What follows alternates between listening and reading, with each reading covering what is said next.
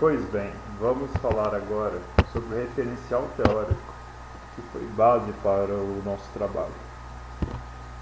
Pois bem, temos as reações e referentes reatores, nos quais projetamos para podermos modelar a nosso programa no Scratch. Temos a divisão entre 3 reatores. O primeiro, CSTR, na qual se define como um reator contínuo, onde a carga e descarga são continuamente despejadas e retiradas do seu corpo, na qual o reator ele é classificado como um reator permanente, pois a concentração em qualquer ponto do seu corpo ou da reação não varia no tempo.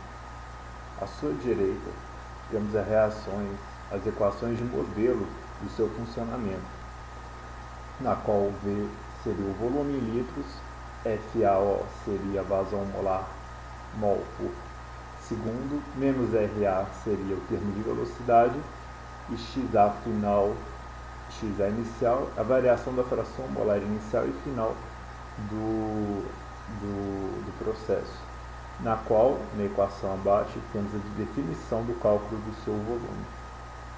O reator PFR também é um reator de processo contínuo, como mostra na figura, e também de processo permanente, na qual temos uma diferença no cálculo de seu volume, pois, como é um reator pistonado, temos que integrar cada seção do seu corpo para termos o seu volume, na qual, na terceira linha, está evidenciado o cálculo do volume sobre a vazão molar de entrada. Finalmente, temos o reator batelado, diferente dos outros dois, um reator não contínuo, na qual ele é carregado até que a reação termine ou entre em equilíbrio e é descarregado. Diferente dos dois, podemos calcular o valor do tempo que a reação demora para uma dada conversão, na qual temos na primeira linha a derivada do tempo igual à relação de concentração inicial e a derivada da fração molar sobre a velocidade. Integrando todas as contribuições da fração molar, chegamos na quarta linha dessa figura à definição do tempo, que é igual a 1 sobre a constante de velocidade vezes log de 1 menos a fração molar de entrada ou menos a fração molar de saída. Para desenvolver o nosso projeto, é necessário ter um certo domínio em relação a reatores químicos, pois existem vários tipos, além dos que foram citados por nós. Os reatores eles podem ser classificados de várias formas. Dentre elas, algumas são os reatores termoquímicos, os reatores fotoquímicos, eletroquímicos, bioquímicos. Então, é necessário ter conhecimento para saber qual deles especificamente você quer utilizar ou quantos deles você quer. O principal objetivo do nosso trabalho foi conseguir realizar o cálculo em relação ao modo de operação dos reatores, porque é necessário saber quais os tipos de produtos que você quer, que tipo de movimentação deve ser feita nos reatores para você obter esse tipo de produto, ou até mesmo qual é a fase, qual é o estado desse produto, pois a utilização incorreta do reator vai acabar te prejudicando e influenciando diretamente na sua produção. Bom, em discussão dos grupos, por que foi desenvolvido esse programa? Bom, em vários setores da indústria é utilizado esses reatores químicos, porque eles têm uma ampla função. Eles podem ser utilizados na indústria alimentícia, na indústria farmacêutica, entre muitas outras. E cada indústria ela tem uma necessidade de um reator diferente, por causa que se utilizar um reator para algum outro tipo, um reator que não é para aquela função, pode ser que tenha perca de material, tenha perca de tempo, e o que é o mais precioso para a indústria. Porque, no caso, o que eles mais prezam, que os reatores eles têm a função de tentar fazer, muitas vezes, é conseguir maior eficiência, com maior produtividade e com menor custo, que é a função deles. Utilizando o reator errado, eles vão acabar tendo perca de algum desses parâmetros. Então, esse é o nosso objetivo, que inserindo os fatores que a pessoa quer, as variáveis no caso, ela consiga verificar qual é o melhor reator para ela e que ela não tenha esse desperdício. Agora vamos falar um pouco sobre simulação.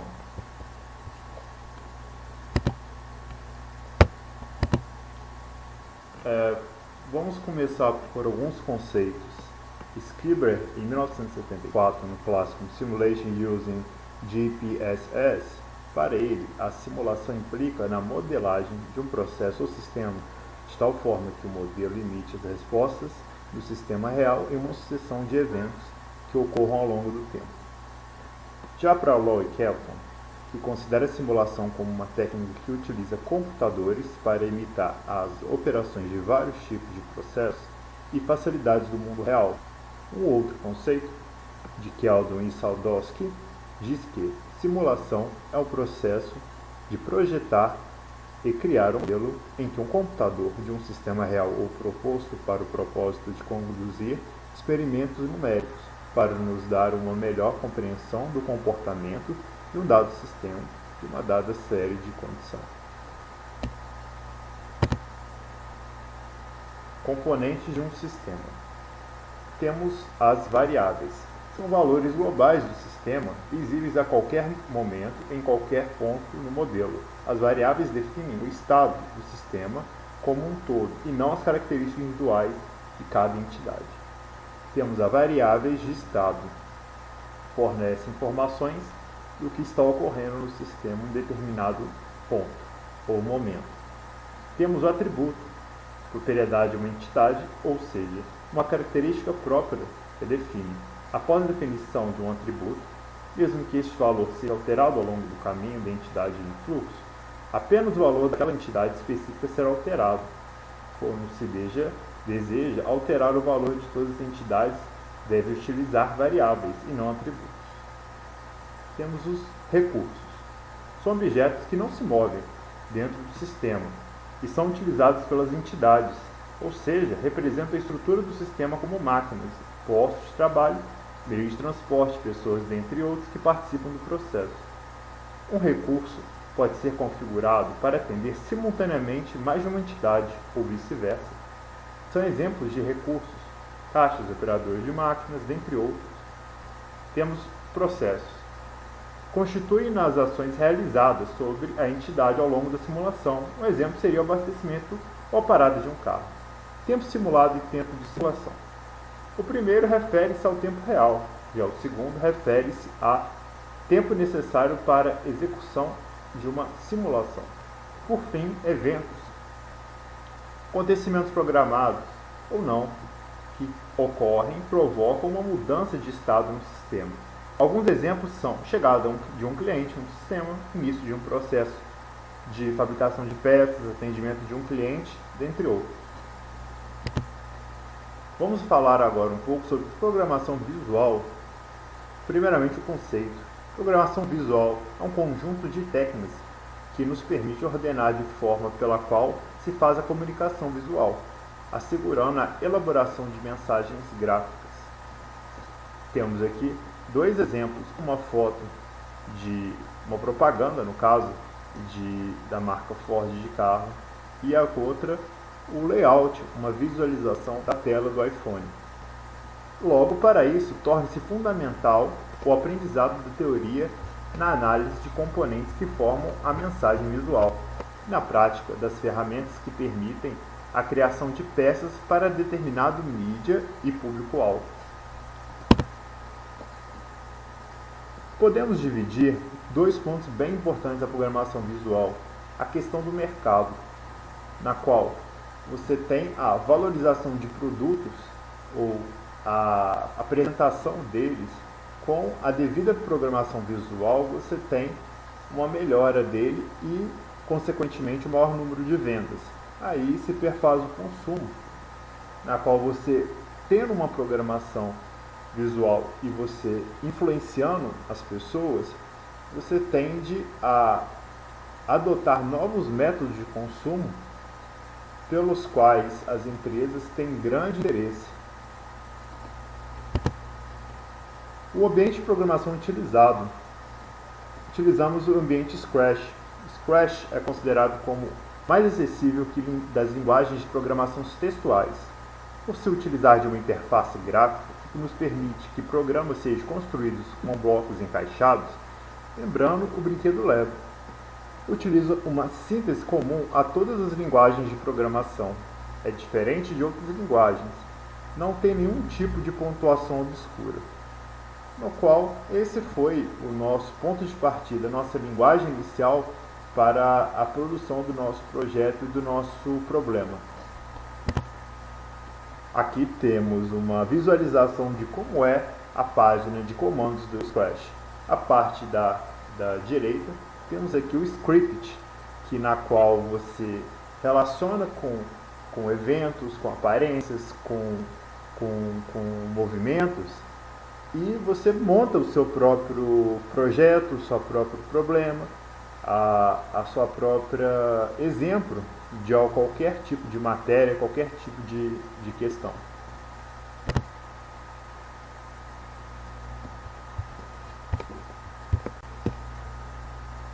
Bem, agora vamos à simulação em questão. Num primeiro momento, antes de realmente fazer a simulação, dar os resultados, os dados, eu vou introduzir o script de uma forma que fique mais claro para a pessoa que estiver assistindo o vídeo. Então vamos lá.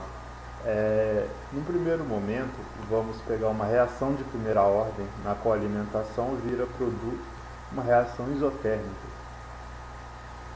Bem, vamos calcular o volume necessário para essa reação em um reator PFR e um reator CSTR. E depois comparar os volumes de cada um. Mas para isso, vamos precisar de algumas dados de entrada, como temos aqui nas primeiras perguntas. Qual é a concentração inicial mol por litro de A da alimentação? Vamos colocar uma concentração. Vamos colocar também uma vazão volumétrica. Vamos colocar também uma temperatura de operação e, finalmente, uma conversão desejada para a reação. Precisamos ter esses dados de entrada para termos o volume real de cada reator e também discutir a sua eficiência. Qual é mais eficiente, o PFR ou o CSTR para a reação em questão? Ou seja, poderemos calcular reação para PFR e CSTR para qualquer dado de entrada. Por isso, temos alguns termos para serem calculados, como podemos ver aqui embaixo. Taxa molar. Depois vamos calcular a constante de velocidade para essa reação. Depois calculamos o termo de velocidade. Só assim poderemos calcular aqui embaixo o volume para o CSTR. Posterior, vamos calcular o volume para o PFR. Após esses dois resultados em mãos, podemos calcular o tempo de residência para cada um desses reatores. O tempo de residência se confirma em um tempo na qual cada reator processa um volume, na qual é o volume do seu corpo de reação. Vamos ter os resultados dos dois reatores e vamos também ter a taxa molar de produto. Ou seja, pelaquela conversão que colocamos inicialmente, qual seria a taxa molar mol por segundo do produto. Logo, com esses dados em mãos, vamos discutir a questão do volume para a reação de um reator PFR e o volume para a reação do reator CSTR. Vamos discutir a questão do volume de cada um, vamos tratar a questão do volume com uma descrição matemática e, posterior a isso, vamos calcular pelos aqueles mesmos dados de entrada de concentração inicial, de conversão desejada e de temperatura, qual seria o tempo necessário para ter essa conversão, no caso dessa mesma reação, já agora de um reator batelado, na qual ele é diferente dos outros dois reatores por ser um reator que não é contínuo, ou seja, não tem uma vazão molar, e no caso é um reator transiente, na qual o tempo, ou seja, a concentração do reagente varia durante o tempo. Então, o que vamos calcular sobre ele é o tempo necessário para a dada conversão da reação em questão inicial.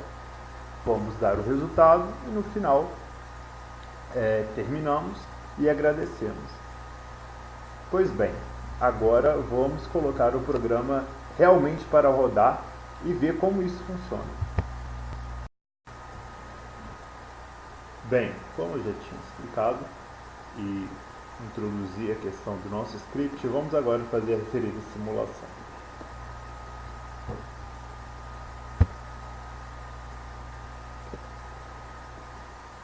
Vamos analisar a reação hipotética.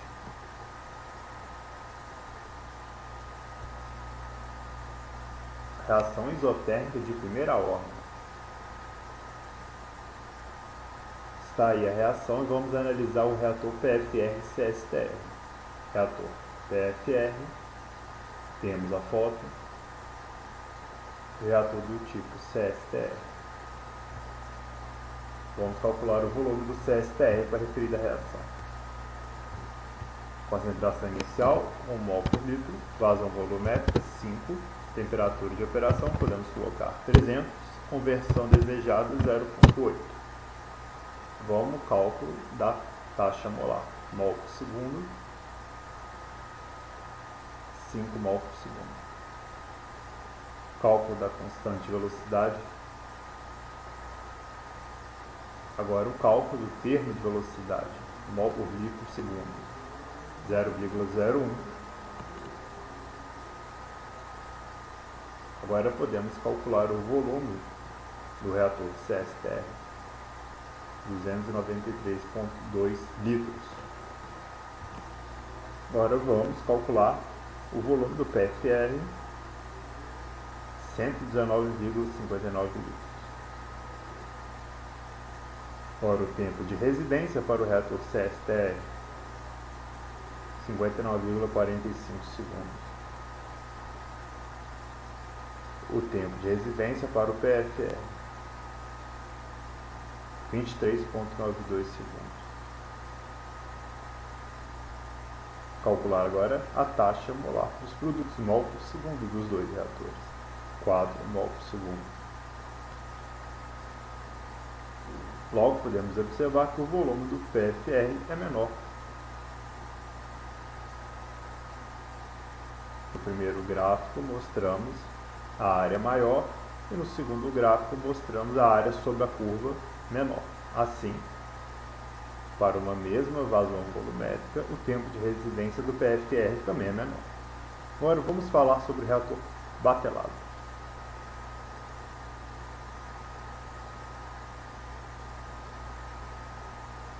Diferente dos outros que são contínuos, ele é um reator na qual ele é carregado e logo depois descarregado quando acaba a reação, ou chega no equilíbrio. Neste caso, vamos calcular o tempo necessário para a conversão desejada, que foi a mesma dos outros reatores. 23,92 segundos.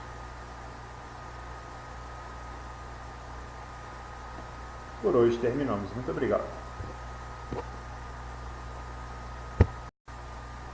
Bem, agora vamos falar sobre a continuidade do nosso trabalho e os próximos passos. Bem, a continuidade do nosso trabalho se baseia na linguagem Arduino. Proposta do uso da computação física como próximo passo do nosso trabalho, implementação da simulação apresentada pelo Scratch no programa Arduino. Arduino é uma plataforma de prototipagem eletrônica de hardware livre e de placa única, projetada com um microcontrolador. Bem, o próximo passo é pegar o nosso projeto, no qual foi feito no Scratch, as reações dos 3 reatores e as considerações, e passar ele para a linguagem de um programa de uma computação física, que é o Arduino. Temos aqui duas fotos, temos a placa do Arduino, placa física, e à esquerda a página na qual você digita seu script, referente à linguagem própria do Arduino, e você projeta o seu problema, e no caso vamos projetar a reação em questão e as considerações feitas e os resultados dos 3 tipos de reatores batelada, CSTR e o PFR.